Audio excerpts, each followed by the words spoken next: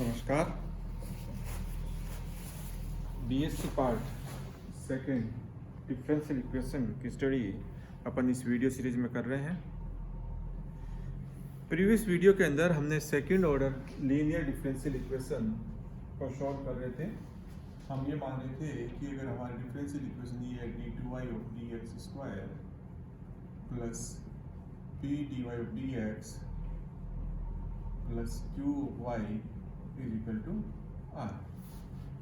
तो इस differential equation solve करने के लिए हमने कई मेथड्स पढ़े। सबसे पहले वो मेथड जिसके अंदर हमारे पास पार्ट ऑफ CF पता हो, CF का एक हिस्सा कॉम्प्लीमेंट्री फंक्शन का हिस्सा, जब हम डिफरेंशियल इक्वेशन के राइट हैंड साइड को 0 मान लेते हैं। उसके बाद के अंदर हमने देखा कि जो पार्ट ऑफ CF अपन से नहीं निकल रहा था, तो हमने इसको नॉर्मल फॉर्म में चेंज कर इसको सोल्व किया। और उसके बाद के अंदर जो इंडिपेंडेंट वेरिएबल x था उसको z के अंदर चेंज करके सोल्व किया। और इसके अलावा अपने ऑपरेशनल फैक्टर को भी यूज कर सेकेंड ऑर्डर की linear differential equation with variable coefficients को सोल्व किया। आज हम method of variation of parameter काम में लेंगे। Method of variation of parameter आपको तभी काम में लेना है जब आपकी डिफरेंशियल इक्वेशंस का कंप्लीट CF पता हो। कि अगर इसका CF अगर ये है, माना जो पूरक फलन है अपना वो कुछ इस तरह का है, y is equal to AU plus B of V। ये ज्ञात हो, ये आपका नॉन हो, तो ही आपका ये difference method of variation of parameter काम करेगा। Method of variation of parameter प्राचल विचरण विधि जो है अपने ये तभी काम आएगी जब आपके पास कंप्लीट CF पता हो।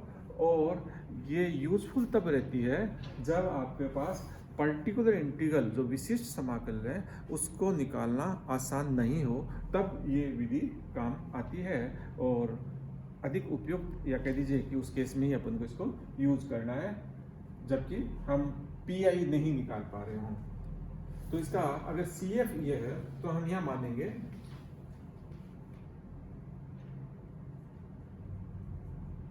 प्राचल विचरण विधि में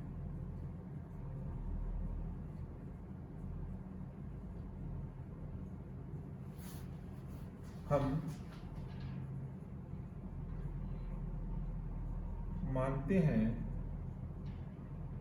कि y बराबर AU प्लस BB दी गई समीकरण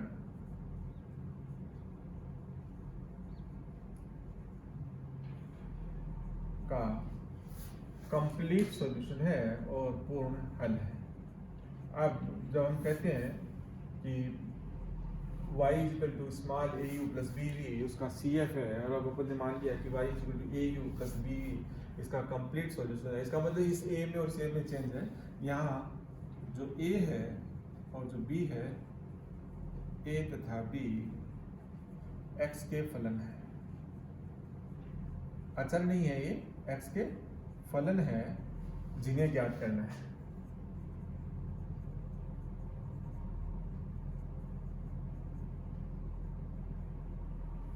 U और V हमारे पास नोन है और कैपिटल A तथा कैपिटल B हमें निकालना है।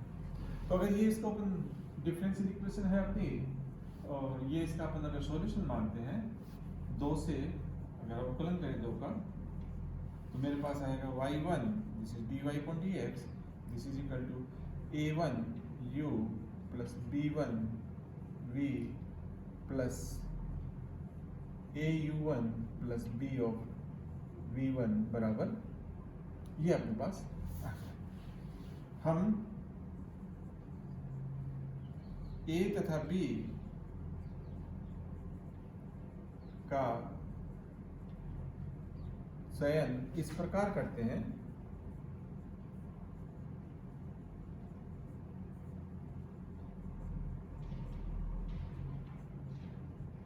कि A1U प्लस B1V बराबर 0। तो ये अपने पास काम आएगी, हमारे पास 3 नंबर बहुत ज़्यादा काम आएगी। तो उससे अपने पास y1 का मान आ जाता है, y1 is nothing but a of u1 plus b of v1 बराबर इस। तो y2 का मान अगर निकालें अपन तो अपने पास आ जाएगा a u1 plus b 1 v1 plus a u2 plus b v2। ये बात ध्यान रखिए, ये हम कह रहे हैं कि y is equal to A U plus B V is a C F. अगर ये सी एफ है तो इसके यहाँ अपने पास इन दोनों को अगर एक साथ ले तो इसका मतलब ये हो गया कि D two U of D X square plus P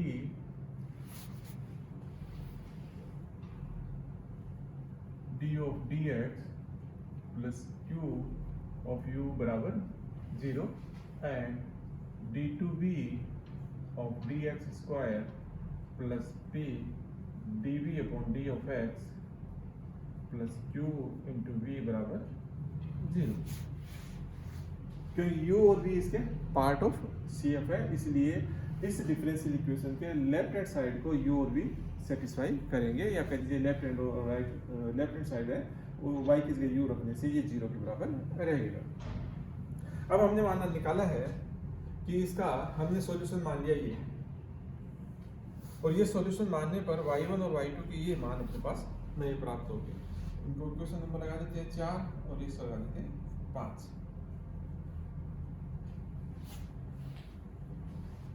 और ये अपने पास 6 हो जाएगी और ये अपने पास 7 हो जाएगी। तो 4 और 5 का मान y1 और y2 का मान 1 में रखने पर y1 तथा y2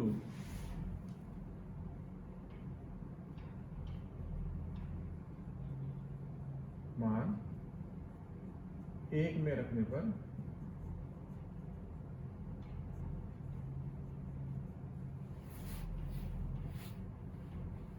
छह व 7 की सहायता से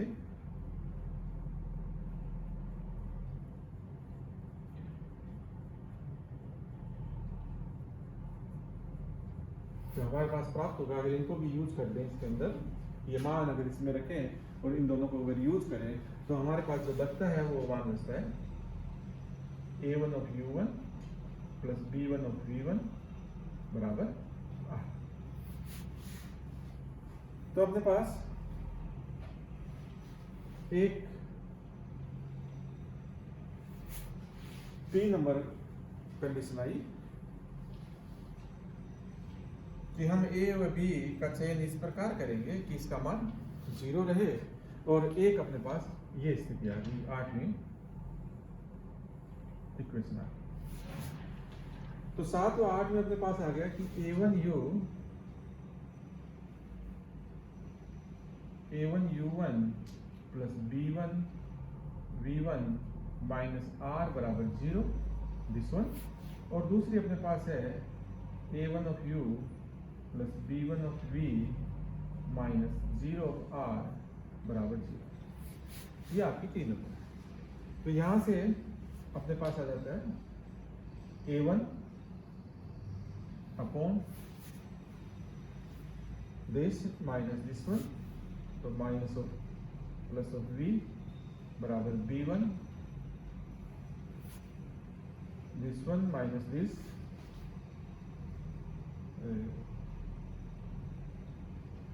b1 का मतलब आ जाएगा आपके पास minus of u and 0 and minus of 1 upon या r upon u1v minus v1u। तो इससे अपने पास a1 का मान आ गया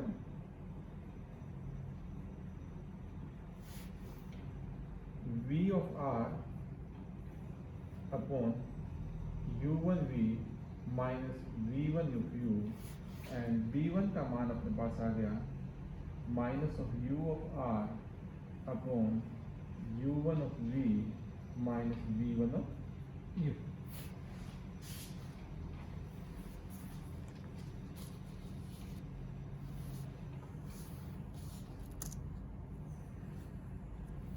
तो देखिए हमारे पास हमने यहां से स्टार्ट किया कि हमारी दी हुई डिफरेंशियल इक्वेशन ये है d2y dx square plus p dy dx plus qy is equal to r, जहाँ पर p q r ने x है और ये सेकंड ऑर्डर की linear differential equation with constant coefficients है। इसका कॉम्प्लीमेंट्री फंक्शन हम ज्ञात कर सकते हैं और अगर इसका complementary function y is equal to au plus bv है तो उस केस के अंदर u जो है इस डिफरेंशियल इक्वेशन के लेफ्ट हैंड साइड्स को संतुष्ट करेगा, तो u this is equal to 0 देगा, v भी इसका लेफ्ट साइड को 0 के बराबर लाएगा, तो यहाँ से अपने पास ये आ जाएगा। अब हम कह रहे हैं कि इस डिफरेंशियल इक्वेशन का solution capital au plus bv है और कैपिटल au प्लस bv है, u और v नोन है, a और b को अपन x के फलन मानते हैं और a और b का चयन कुछ इस प्रकार करते हैं कि दिस क्वांटिटी इज 0, तो हमें a और b का मान निकालना है। जब a1 का मान ये आ गया, b1 का मान ये आ गया, इनका इंटीग्रेशन करेंगे दोनों का, तो उस केस के अंदर हमारे पास a और b का मान प्राप्त हो जाएगा। तो मैं इसको ऐसे लिख सकता हूँ,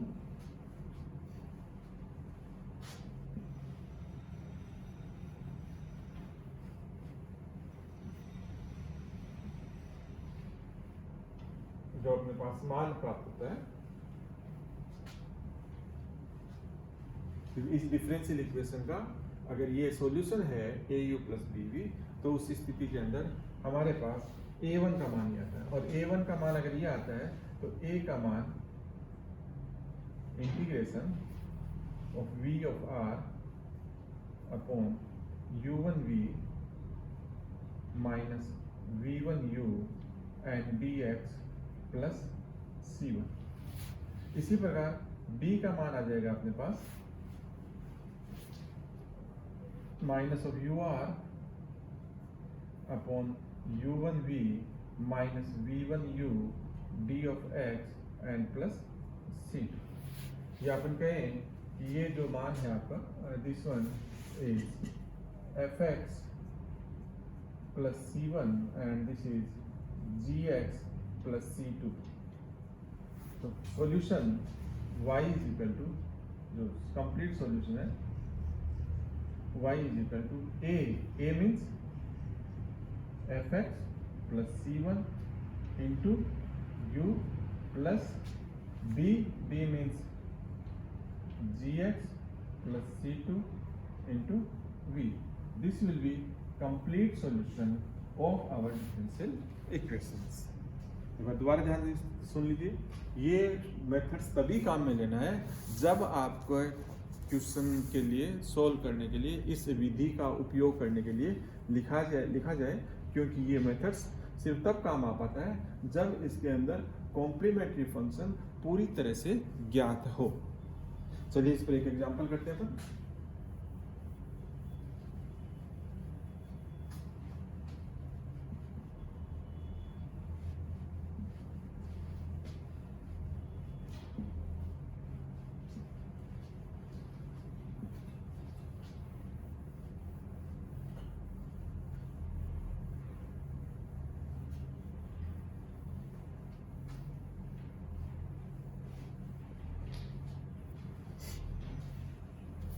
एक क्वेश्चन लेते हैं, question number 1, d2y dx square plus 4 of y is equal to 4 10 of 2x। ये प्रॉब्लम लेते हैं, हम सोल्व करते हैं इसको। यहाँ CF ऑब्वियसली यहाँ से पता लग जाएगा कि CF is our C1 cos of 2x plus C2 sin of 2x है। राइट हैंड साइड को आपने 0 कर लेंगे, इसको solution d square plus 4 is equal to of y is equal to 0 means m square plus 4 is equal to 0 and CF will be this one. तो हम यह मानेंगे, माना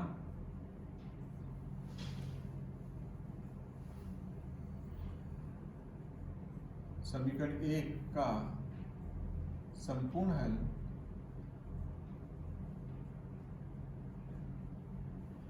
y is equal to AU plus B of V है।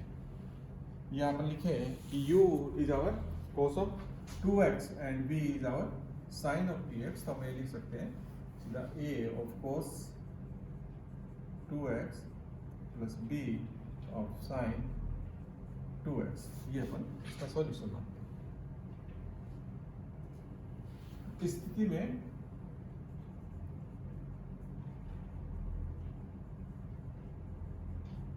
हमारे पास समीकरण बनती है A1 U plus B1 V बराबर 0 and A1 U1 plus B1 V1 is equal to R। तो A1 U1 A1 A का मान क्या करना है A1 and U is our cos of 2x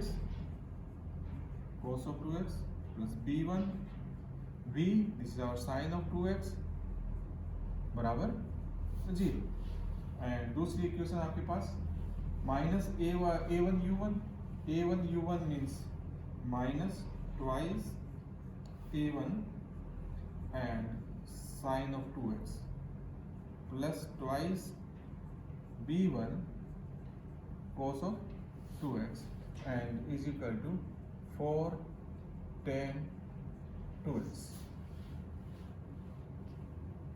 तो अपने पास इक्वेशंस दो इक्वेशंस तो अपने पास प्राप्त होगी। एक होगी आपके पास A1 cos of 2x and दूसरी अपने पास है plus B1 sin of 2x बराबर 0 और दूसरी आपके पास है minus A1 sin 2x plus B1 cos of 2x is equal to 2 tan 2x। इनको सरल करना है अपन को। तो अगर A1 अपन हटाना चाहें या B1 अपन पहले हटाना चाहें तो B1 हटाने के लिए इसको अपन cos से मल्टीप्लाई कर देते हैं, इसको sin से मल्टीप्लाई कर देते हैं और इसको घटा देते हैं। तो इसको अगर cos को मल्टीप्लाई कर दें, इसको अगर sin से मल्टीप्लाई कर दें और इसमें से इसको घटा दें अपन तो मेरे पास यहाँ बच जाएगा A1 cos square 2x and plus sin square 2x 1 बराबर माइनस इसको अपन ने cos से मल्टीप्लाई किया, इसको sin से मल्टीप्लाई किया तो ये आ जाएगा minus twice sin 2x and tan of 2 of x। इसी प्रकार अगर B1 का मान निकालें अपन तो B1 का मान निकालने के लिए इसको हम sin से मल्टीप्लाई कर दें, इसको अपन cos से मल्टीप्लाई कर दें और जोड़ लेते हैं तो अपने पास B1 sin square x plus B1 cos square x 1 बन जाएगा और अपन इसको cos से मल्टीप्लाई किया तो B1 का मान आपके पास आ गया direct twice sin of 2x। अब B1 is equal to twice sin 2x means B का मान अगर अपन निकालें तो B अपना बन जाएगा integration twice sin 2x and dx plus C1 और C2।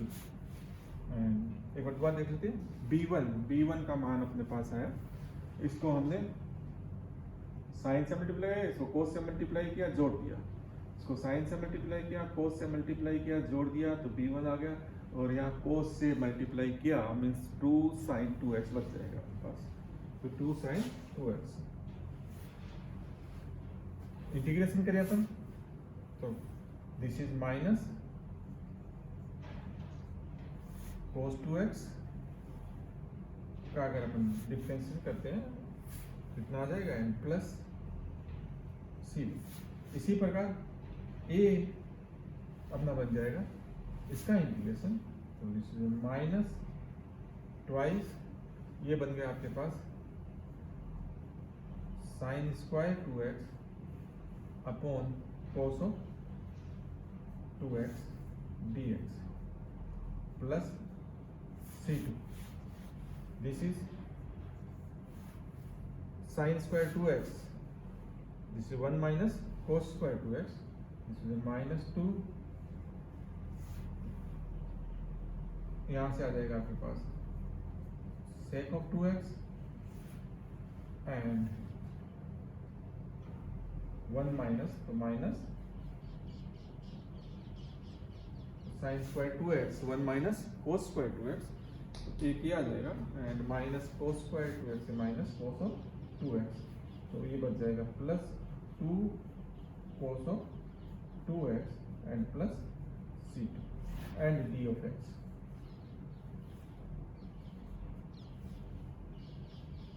ये अपने पास, तो पहले पार्ट का इंटीग्रेशन a हमारे पास आ जाएगा -2 sec of 2x dx. sec 2x का इंटीग्रेशन होता है log of sec x plus tan of 2x minus and cos 2x का integration pass sin of 2x plus sin of 2x and plus C2. तो आपका a का मान ये प्राप्त हो गया, b का मान हमारे पास ये मिल गया, u और v आपके पास ऑलरेडी पता है, तो a और b का मान, ये जो a और b का मान इसमें रखने पर हमारे पास इस समीकरण एक का हल प्राप्त हो जाएगा. तो ये मेथड्स अपने पास method of variation of parameter कहलाएगा. धन्यवाद.